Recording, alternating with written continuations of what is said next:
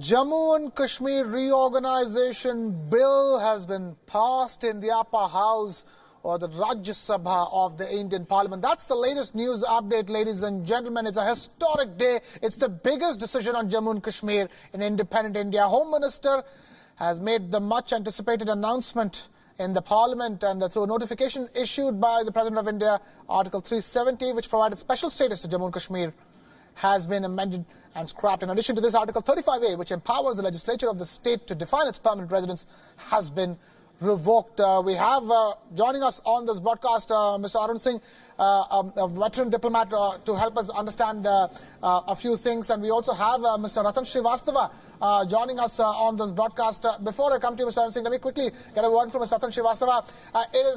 It's done. The bill has been passed, Mr. Ratan Srivastava. From here on, it's all about leveraging it for the welfare of the people of Jammu and Kashmir. Yeah, absolutely, Krishna. Like you said, the bill is passed, that is done and dusted. And this means that from here on, it is important for everybody to have a perspective about this. This is not about the politics and the legality of it all, but the fact that this means better governance in Jammu and Kashmir. This means welfare for Jammu and Kashmir, a temporary provision in spirit in the Indian Constitution that has been allowed to exist for over 70 years in a grey area has now been put to bed. The Jammu and Kashmir Reorganisation Bill has been passed in the Rajya Sabha, the upper house of the Indian Parliament. And that is the latest breaking news update. From here on, it can be questioned in a court of law, possibly at the Supreme Court of India. But even then, not much can come out of it. But at the end of the day, 125 have voted in favor of the bill. And the bill has been passed to revoke Article 370. Mr. Arun Singh, this is a question of governance. It's an internal matter for India at the end of the day. For everybody watching this broadcast, it's important to remember that a part of India which is ruled in a particular way, it has been reorganized for the sake of better administration. At the end of the day, that's what all of this means. That's right. And of course, we have to also see how the international responses played out. And we discussed how America would be doing this. US, some others. And we can expect that Pakistan will make a lot of noise about this. They have summoned a joint session of their parliament tomorrow. Quite some timing, isn't it? We just had those comments coming in from Trump on Kashmir just a few days ago repeatedly. And then you have India making a statement of intent, really, with this particular move.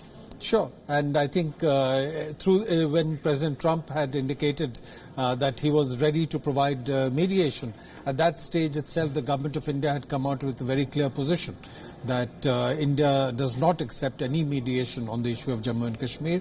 And if anything is to be discussed on this subject, it is only a bilateral matter which India would discuss bilaterally with Pakistan if warranted. And that has been the firm position. Yeah. And and I think that through this action, which is looking at the domestic aspects of governance in Kashmir, I think India has reiterated the firmness of that message.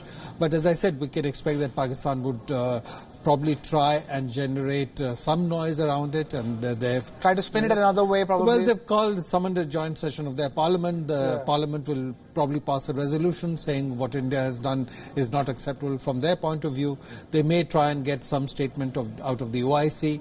They may try and raise the Organization of Islamic Countries. Organization of Islamic Countries, and they may try and have the matter raised at the United Nations Security Council. So that would be their effort. So these can be expected from Pakistan? I think Pakistan will probably use these steps, and I think from India's perspective, the important thing would be to block any raising of the issue at the United Nations Security Council. So long as that has been blocked, which will be at the end of the day contravening India's own sovereignty on its own territory. At the end of the day, it's a decision being taken for a part of its own territory for better administration. So in that sense, no other country should have anything to say, especially raise it at an international forum. Mr. Ratan Srivastava also is with us. Mr. Ratan Srivastava, as we continue to discuss all of that, how it will play out in the international community. As far as India is concerned, this is an internal decision. This is an administrative decision that was much needed because of the kind of economic obscurity in which Kashmir has been allowed to wallow in for over 70 years. Yes, absolutely. So the benefits of the industrialization that happened in India, the economic benefits, were never able to percolate down to the common man in Kashmir. primarily because of the way they were segregated from the rest of the country. Today, we have this repeal which will allow the inflow of private capital and industry into the state. Now, anybody, let's say any industry house, Larsen & Toubro or Tata's or anyone can buy land over there. Now, one could not buy land. Unless I can buy land, how can I put up an industry over there? So, putting this article away is going to help in the industrialization of the state. It is completely missed.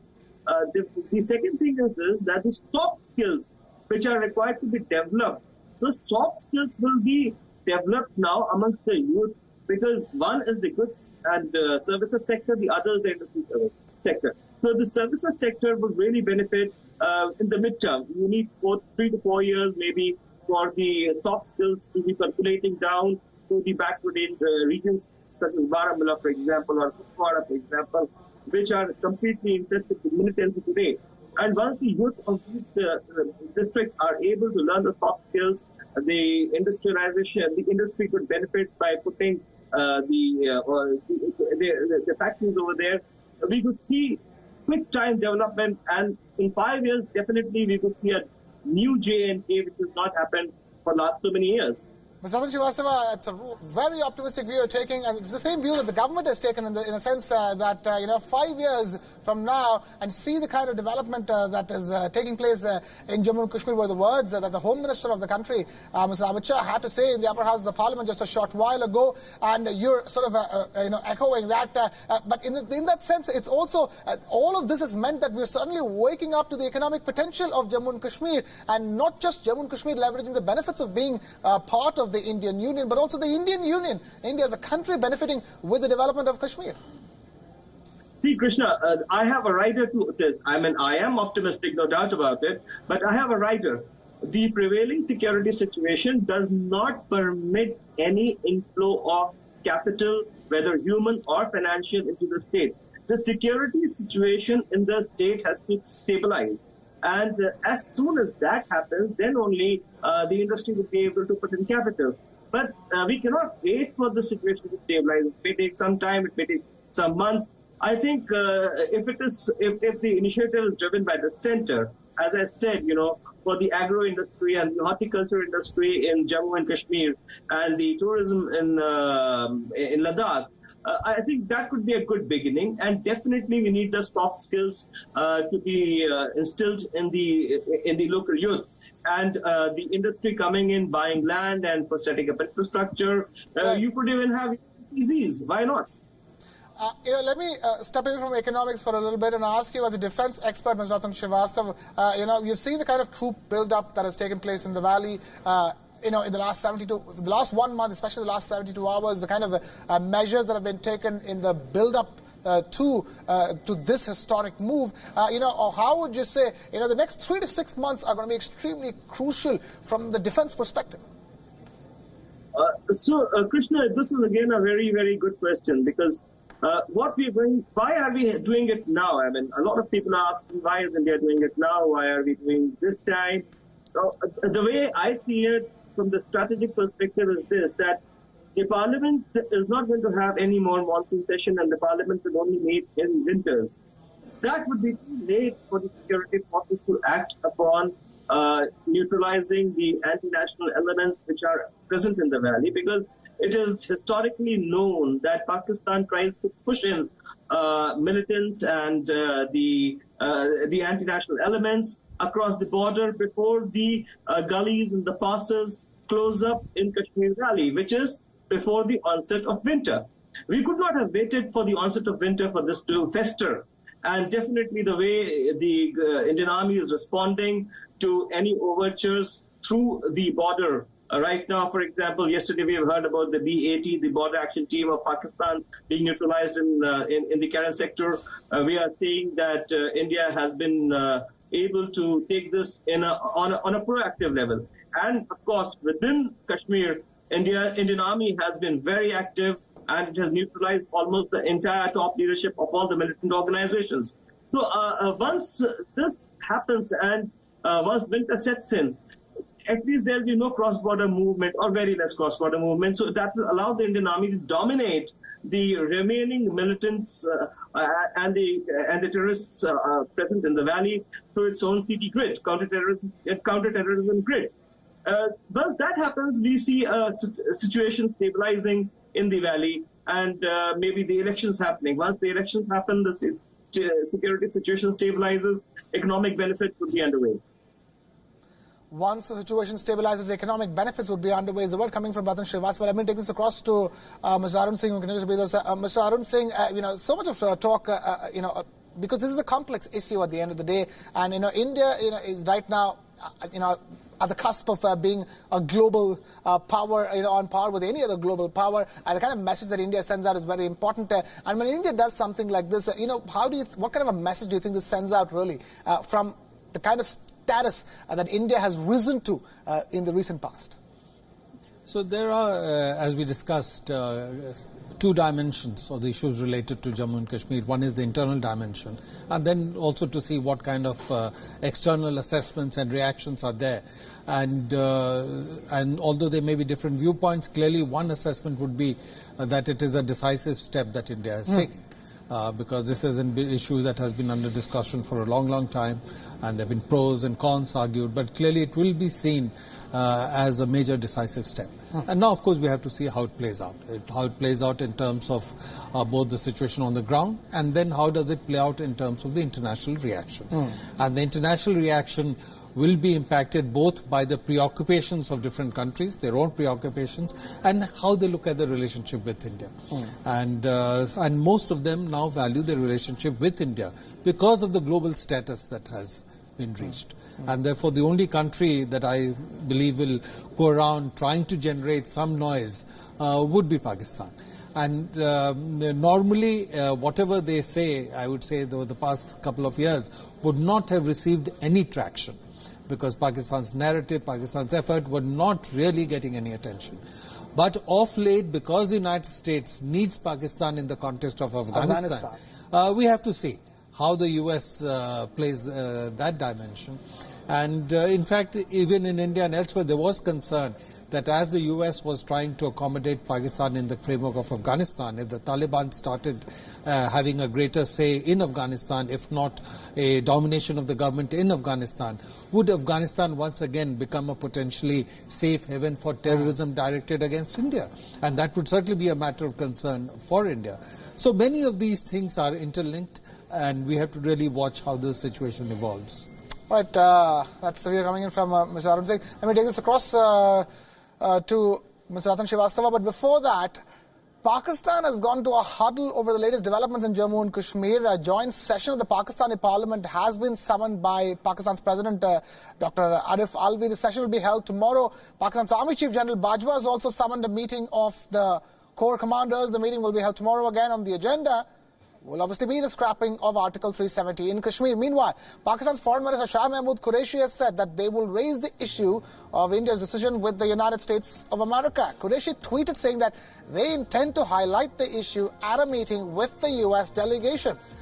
U.S. diplomat Alice Wells will be in Pakistan today. Wells is the Trump administration's point person for South and Central Asia. We have with us our Pakistan Bureau Chief Anas Malik joining us live from Islamabad with more details on the front. Anas, talk to us. What are you hearing from your sources?